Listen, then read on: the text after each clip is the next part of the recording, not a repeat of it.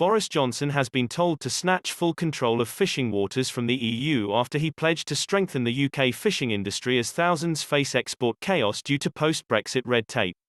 The introduction of new checks and paperwork since the end of the Brexit transition period on December 31 has caused disruption to exports of fresh fish and seafood to the EU, to the frustration and anger of fishing organisations and producers.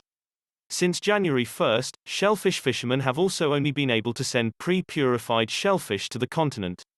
After the EU classified the Britons as Type B, instead of the cleanest water, classified as Class A, it introduced trade restrictions.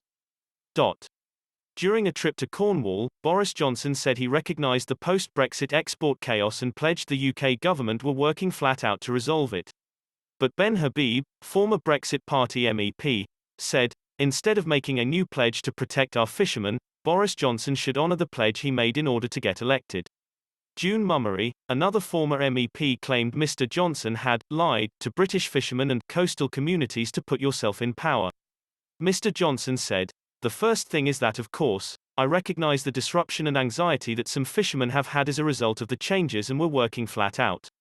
Eventually, of course, there will be significant opportunities for the UK fishing fleet, fishing industry, particularly here in Cornwall, but there is no question that there have been problems in the last few months." He admitted the fishing industry also hadn't been helped by the restaurant trade on the continent, because of COVID and in our own restaurants. But there are unquestionable additional problems that we have had to iron out, and that is why we are putting in a £2 million fund for short-term problems and a £10,000 fund to help individuals, that is £10,000 for individuals' logistical problems. What we want to do is use the £100 million long-term fund really to strengthen the fishing industry in Cornwall and across the whole of the UK, so build their long-term future, because in a few years' time we are going to have access. The ability to fish all our fish in our waters, and frankly we need to train people in our fishing fleet communities to be ready for that.